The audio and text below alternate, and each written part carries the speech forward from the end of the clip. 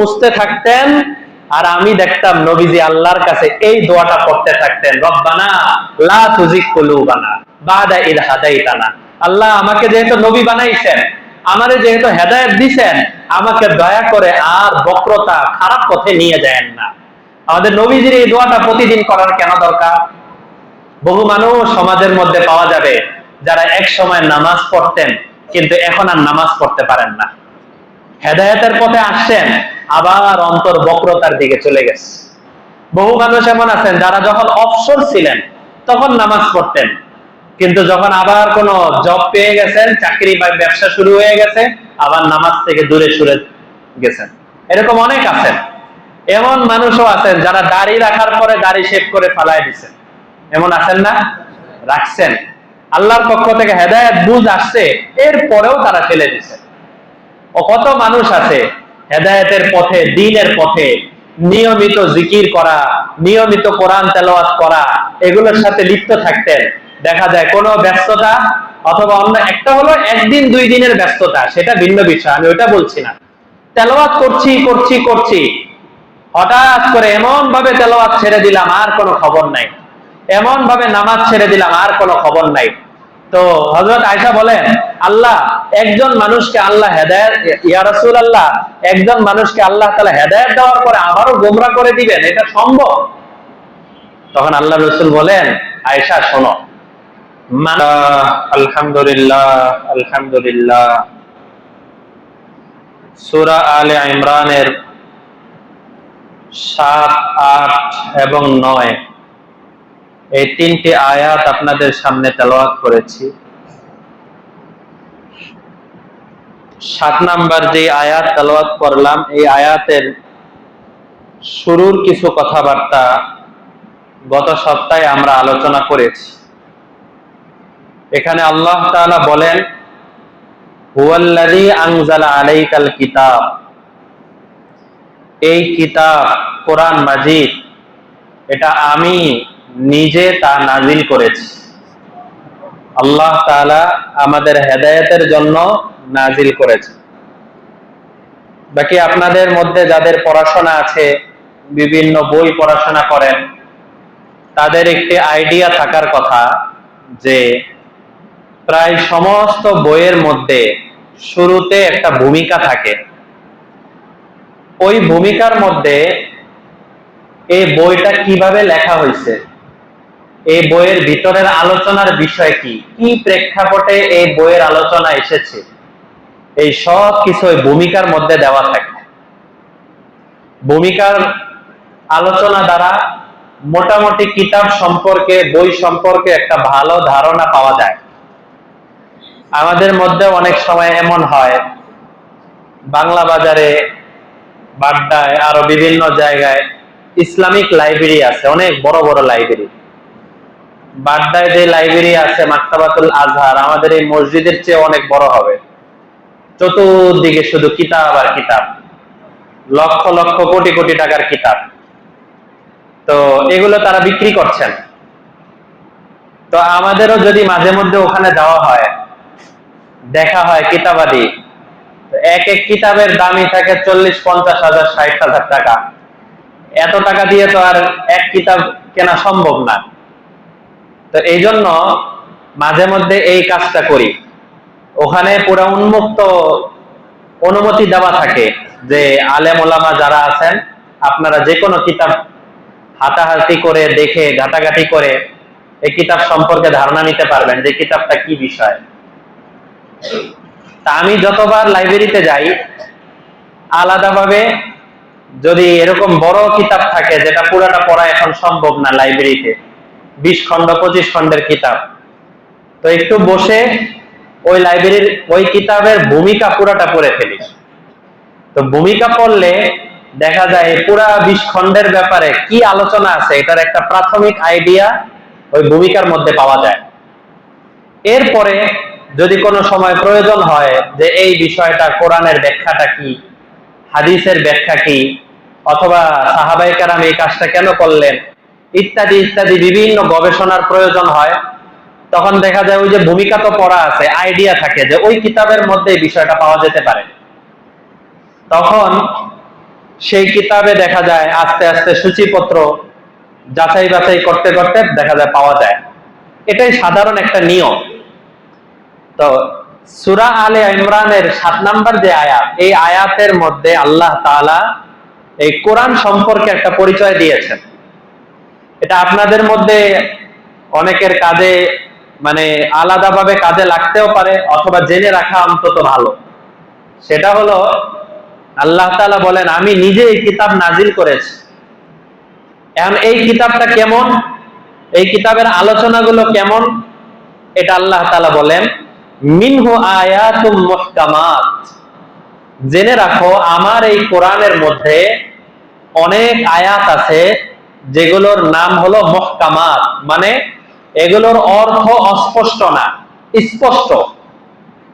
কোন কোন বিষয় আছে অর্থ স্পষ্ট, এটা আলাদা বোঝানোর দরকার হয় না, যে কেউ অর্থ দেখবে তার অর্থ স্পষ্ট। যেমন ওয়াজতানিবু কাওলাজ জুর, কোরআনের আয়াত 17 পারায়, তোমরা সদা সর্বদা মিথ্যা কথা থেকে বেঁচে থাকো। এই কথাটা কি আমাদের আলাদা ব্যাখ্যা করে বোঝানোর দরকার আছে? দরকার নেই, সবাই আমরা বুঝতে পারি যে মিথ্যা কথা থেকে আল্লাহ তাআলা এখানে বাঁচতে বলেছে। তবে কোরআনের আবার অনেক অনেক জায়গা আছে যে জিনিসগুলো আলাদাভাবে চিন্তা ভাবনা করার মতো হয়, একটু গবেষণার প্রয়োজন হয়, একটু দেখতে হয় এই বিষয়টা কোন জায়গার মধ্যে প্রয়োগ হবে, এরকম অনেক বিধান আছে। সেগুলোর মধ্যে কয়েক ভাগে ভাগ আছে। লম্বা আলোচনা, সংক্ষেপে শুধু এতটুকু বুঝেন যে কোরআনের যে বিষয়গুলো একটু আলাদা ব্যাখ্যা সাপেক্ষ, সেগুলোর অধিকাংশ ব্যাখ্যা আমাদের নবীজি সাল্লাল্লাহু আলাইহি ওয়াসাল্লাম হাদিসের মধ্যে দিয়ে গেছেন।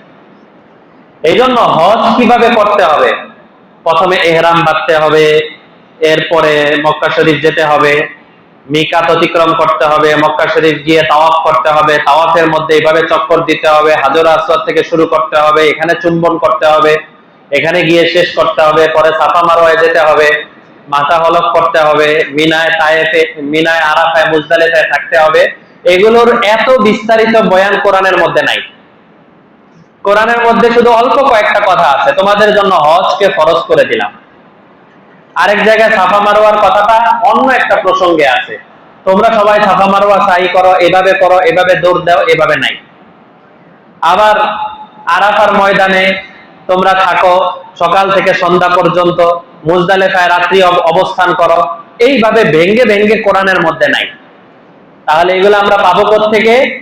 এগুলোর ব্যাখ্যা জানার জন্য নবীজি সাল্লাল্লাহু আলাইহি ওয়াসাল্লামের হাদিসে যেতে হবে। এই জন্য কোরআন বুঝাই সম্ভব না নবীদের হাদিস ছাড়া।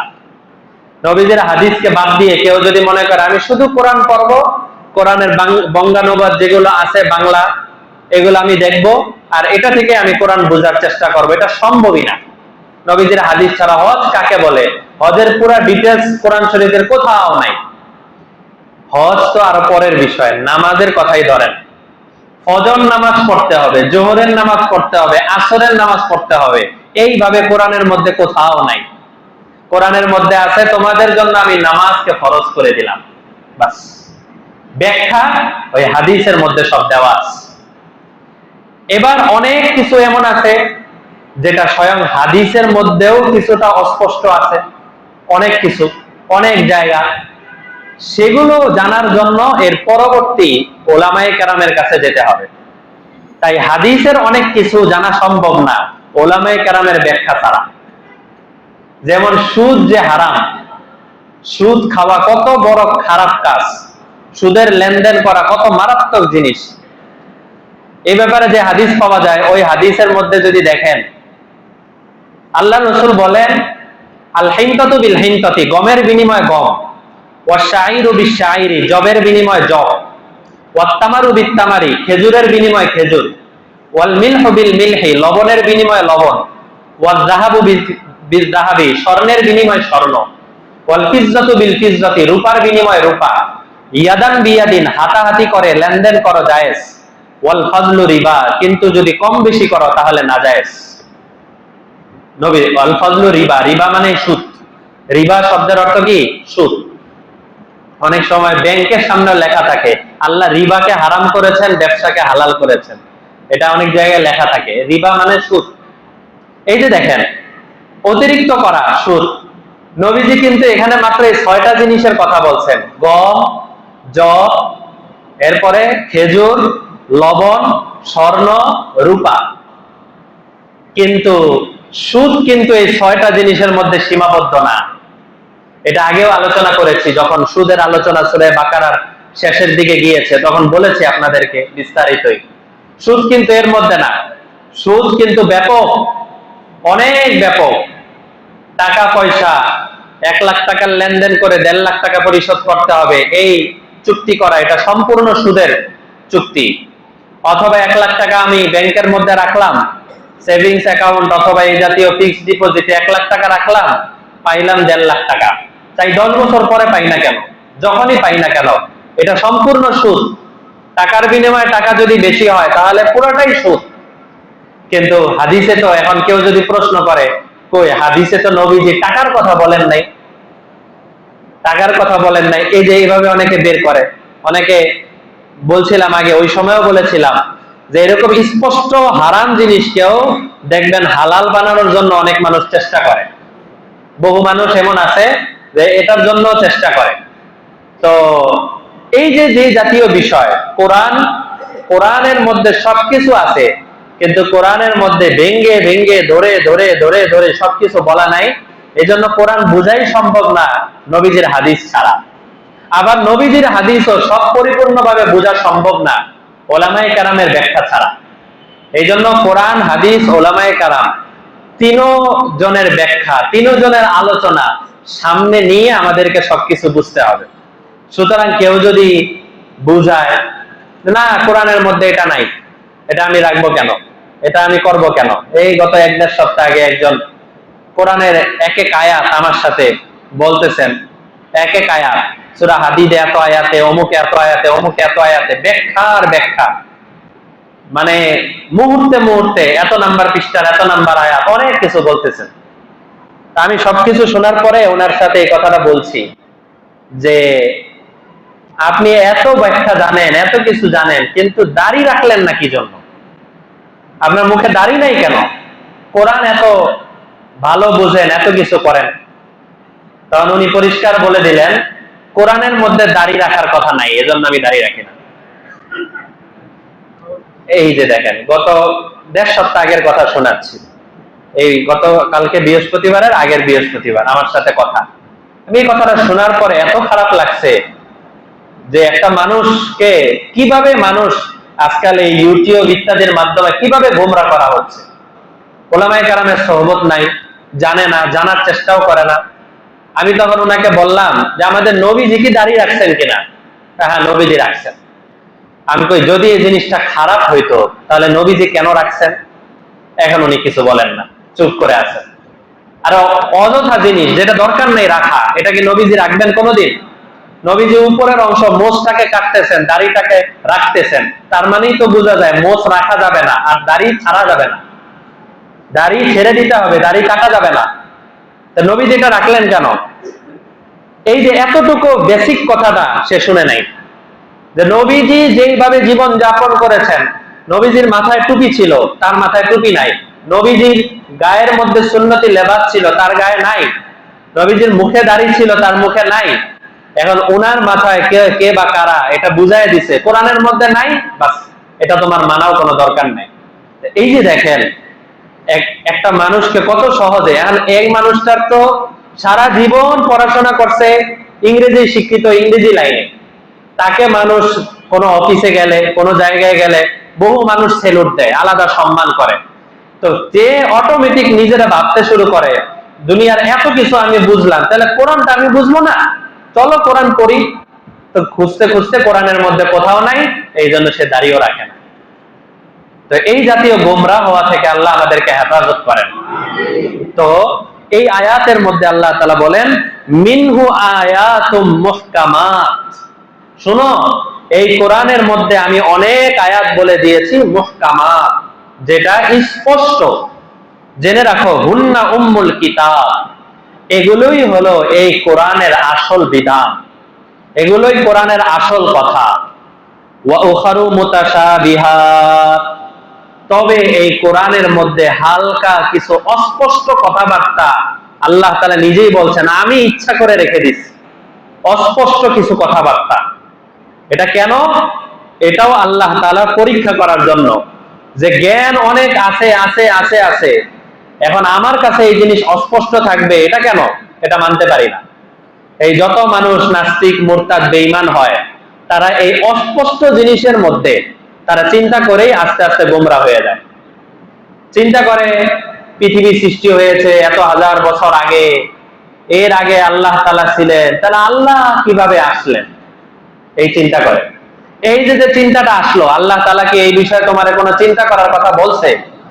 আল্লাহ তাআলা এই বিষয়ে কোনো সমাধান কোরআনের মধ্যে দেন নাই। তাহলে আমরা কেন চিন্তা করতে যাব? পুরা বই পরীক্ষা হবে, তারপরে আলাদা স্কুল থেকে সিলেবাস দিয়ে দেয় যে এই জায়গাগুলো আলাদা পড়ার মতো। তো আমরা তো ওই সিলেবাসের অংশগুলোই পড়ি, নাকি বাহিরের গুলা নিয়ে অনেক গবেষণা করি? সিলেবাস তোমার হলো তোমার নামাজ ঠিক আছে কিনা, সিলেবাস হলো তোমার রোজা ঠিক আছে কিনা, তোমার আখলাক ঠিক আছে কিনা, তুমি কি মানুষের উপরে জুলুম অত্যাচার করো কিনা, এগুলো হলো সিলেবাস।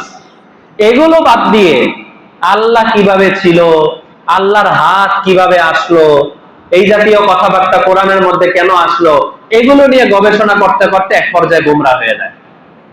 খারাপ কথাবার্তা বলে ফেলে, মুখ দিয়ে এমন কথাবার্তা বের হয়ে যায় যেগুলো আর ঈমানের সাথে মিলে না। কোরআনের মধ্যে 26 পারায় আছে, একটা উদাহরণ দিলে ভালো বুঝবেন।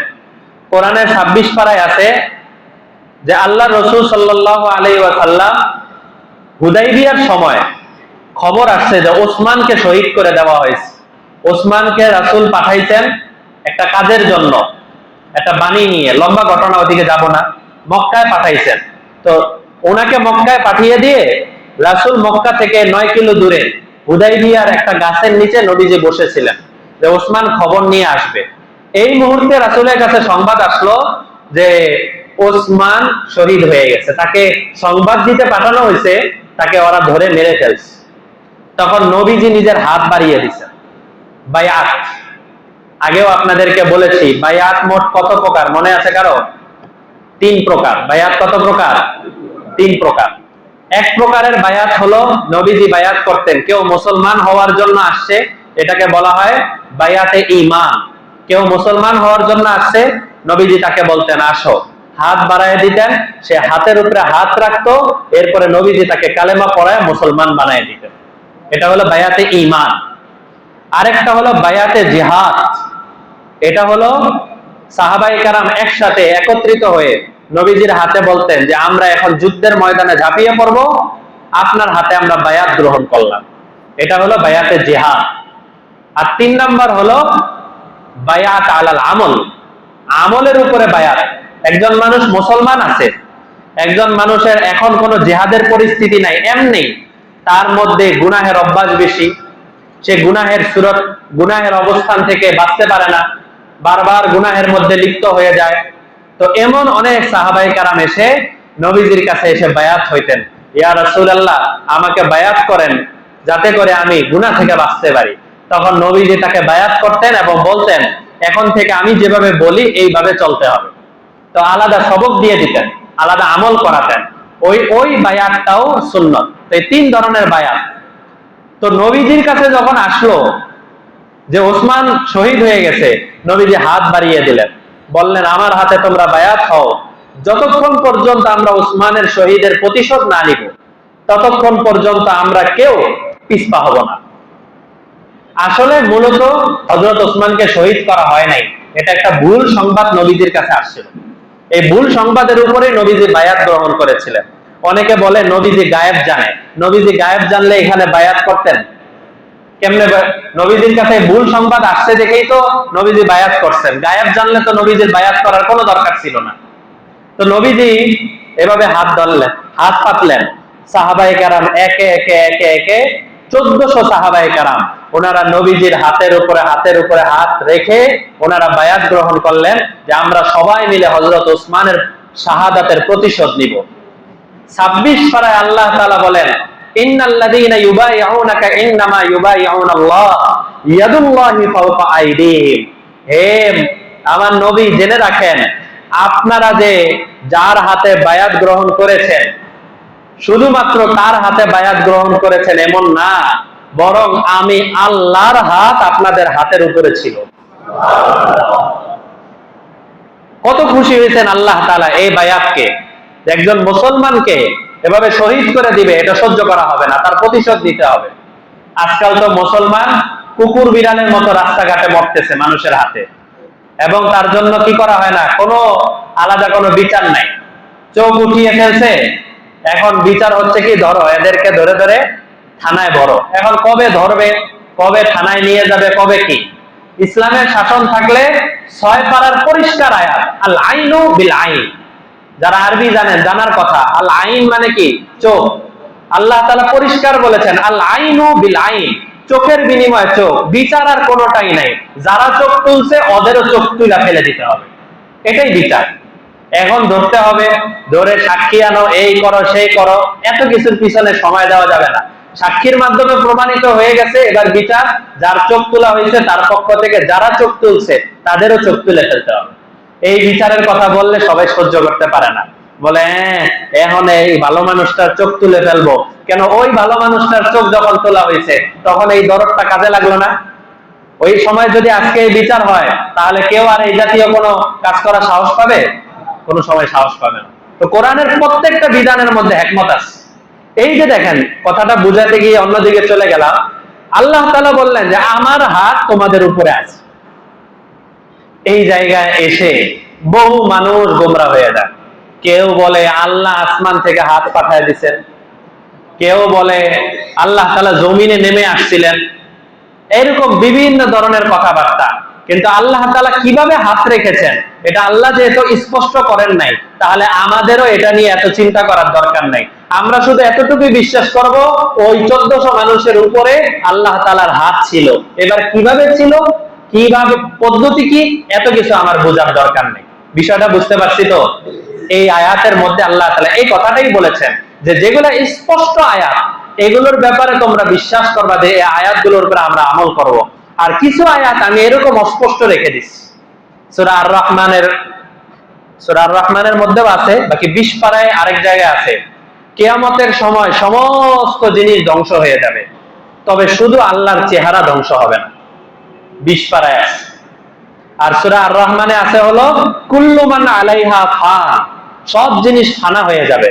ওয়ায়াবকা ওয়াজহু রাব্বিকা যুল জালালি ওয়াল ইকরাম, শুধু আল্লাহ তাআলা বাকি থাকবেন।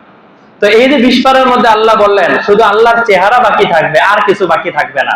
এখন কেউ কেউ এখানে গোমরা হয়ে যায়, বলে কি যে আল্লাহর চেহারাটাই শুধু বাকি থাকবে, আর আল্লাহর অন্য যা কিছু আছে সব কিয়ামতের সময় ধ্বংস হয়ে যাবে, এরকম কথাবার্তা বলে। আমাদের এত কিছু তো চিন্তা করার দরকার নাই। আমাদের চিন্তা করতে হবে আল্লাহ তাআলা বাকি থাকবেন। এবার কিভাবে বাকি থাকবেন, কিভাবে আল্লাহ তাআলা হেফাজতে থাকবেন, এগুলা নিয়ে আমাদের কোনো সিলেবাসের মধ্যেই নাই। আল্লাহ তাআলা ওই বিষয়ে আমাদেরকে কোনো আলোচনা করার জন্য বলেনও নাই, এই জন্য আমরা ওই বিষয়ে কোনো আলোচনা করিও না। আমাদের আলোচনা আমল নিয়ে, আমাদের আলোচনা গুনাহ নিয়ে। গুনাহ থেকে বাঁচো, আমলের পথে আসো, এটাই হলো আমাদের মূল আলোচনা। এই জন্যই দেখেন এর পরের অংশে আল্লাহ বলেন ফাআম্মাল্লাযীনা ফী কুলূবিহিম যায়গ, যায়গ মানে হলো বক্রতা, বাঁকা। কিছু কিছু মানুষ আছে আল্লাহ বলেন যাদের অন্তরের মধ্যে আমি বক্রতা দিয়ে রাখছি, আল্লাহ বক্রতা তৈরি করে দিয়েছেন। ফায়াত্তাবিউনা মা তাশাবাহা মিনহু, তারা এই অস্পষ্ট আয়াতগুলো নিয়ে বারবার আলোচনা করতে থাকে। দেখবেন তর্ক বিতর্ক বিভিন্ন জায়গায়, ইসলামের এই নিয়ে সেই নিয়ে তর্ক বিতর্ক চলতেছে। চলতে চলতে আল্লাহ তাআলা বলেন এই যে তর্ক বিতর্ক করে, এর দ্বারা উদ্দেশ্যটা কি? উদ্দেশ্য হলো ইবতিগা আল ফিতনা, সমাজের মধ্যে জায়গায় জায়গায় ফিতনা লাগানো, এটাই হলো তাদের উদ্দেশ্য থাকে। ফিতনা লাগানো, মানুষের মধ্যে সন্দেহ তৈরি করা, মানুষের মধ্যে খারাপ আচরণ করে এই কোরআনের ব্যাপারে সন্দেহ তৈরি করা, হাদিসের ব্যাপারে সন্দেহ তৈরি করা। আমরা আগেই বলেছি সূরা বাকারার শেষ আয়াতের দিকে, যেখানে আল্লাহ তাআলা বলেছেন ইসলামের খোলাসা কথাই হলো নিজের মাথাটাকে কোরআন হাদিসের সামনে সারেন্ডার করে দেওয়া, বাস। এবার কোরআনের মধ্যে যা আছে, হাদিসের মধ্যে যা আছে, আমি এর চেয়ে আর বেশি কিছু বুঝতে চাই না। ওয়াবতিগা তাউইলি, তারা নতুন নতুন ব্যাখ্যা আবিষ্কার করে, নতুন ব্যাখ্যা বের করে। আল্লাহর হাত আছে, এই আছে সেই আছে, কিয়ামতের দিন একজন জাহান্নামীর এক একটা দাঁত হবে উহুদের পাহাড়ের মতো, তার রান হবে বিশাল বড় পাহাড়ের মতো, এরকম ভাবে একটা মানুষকে বানানো হবে। এটা কি করে সম্ভব?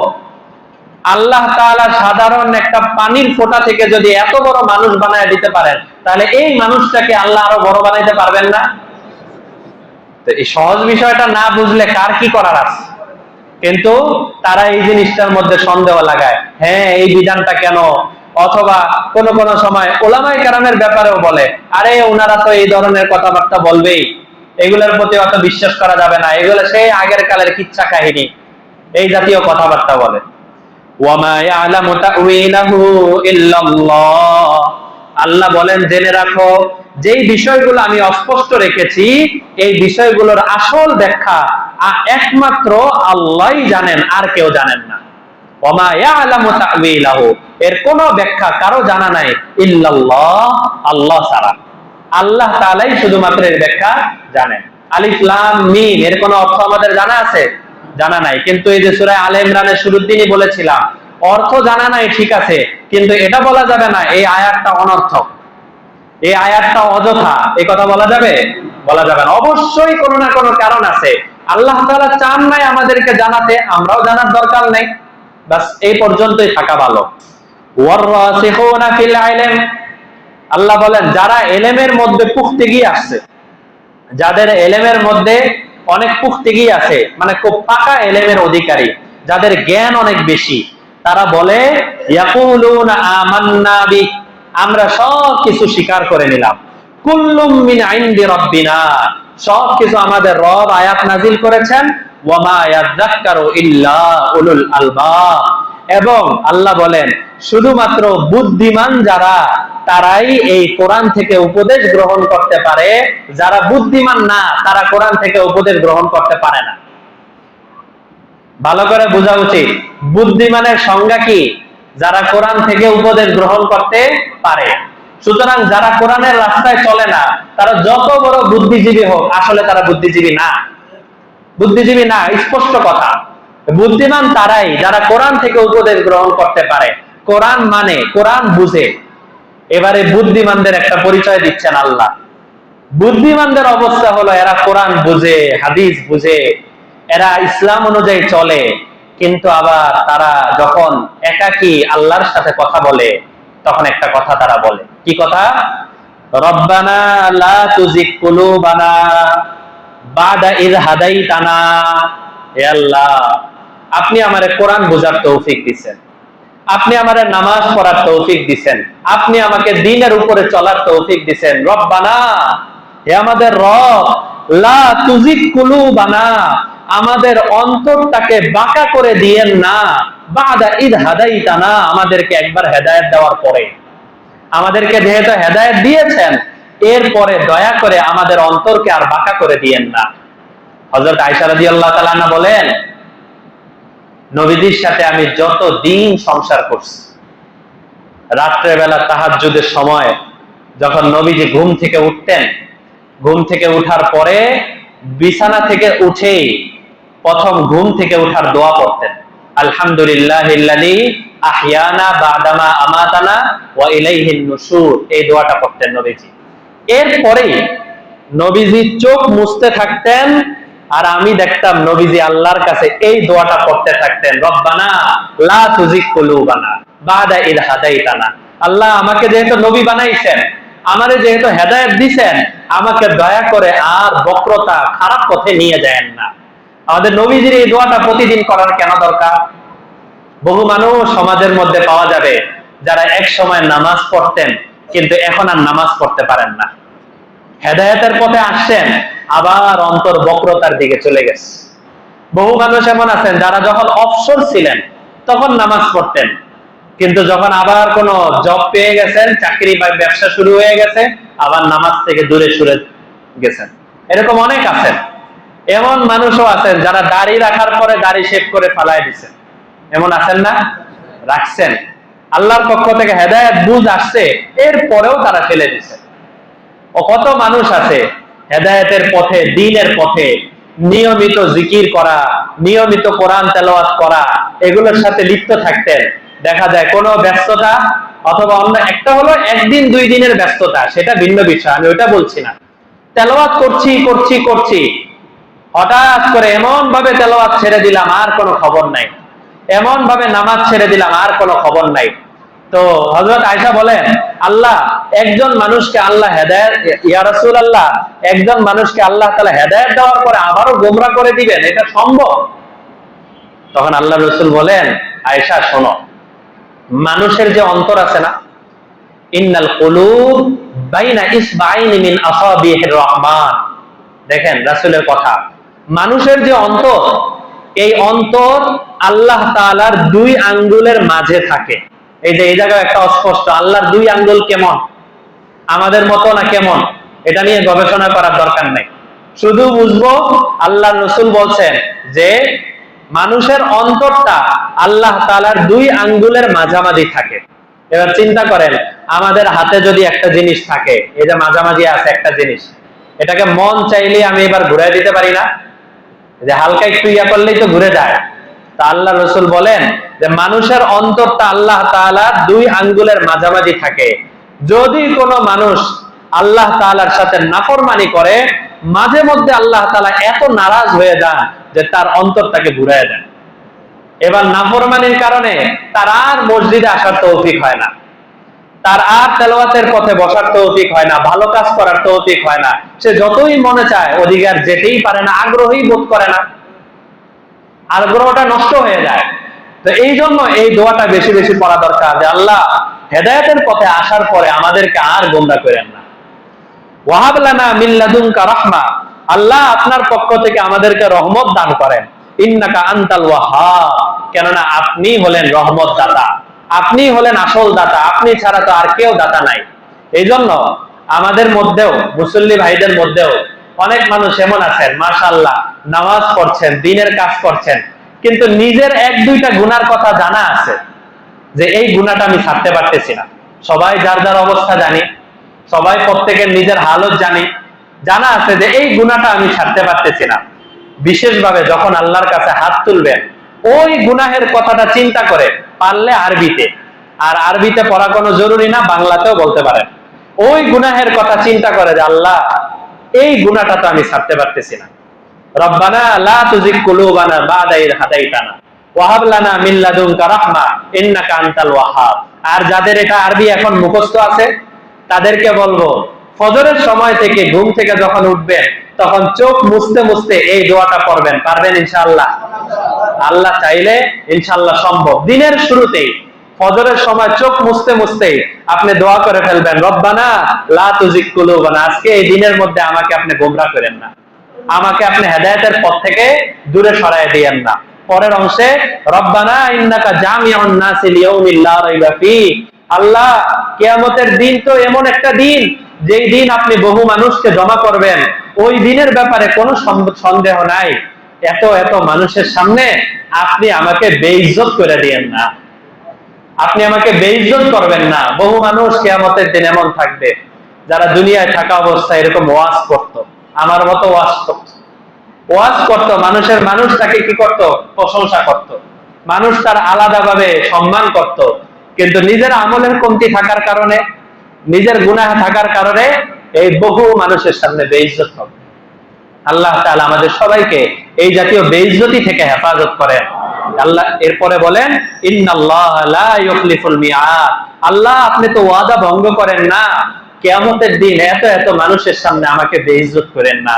আমি সম্মানের সাথে, আমি ইজ্জতের সাথে জান্নাতের পথে যেতে চাই, অন্য কোনো পথে যেতে চাই না।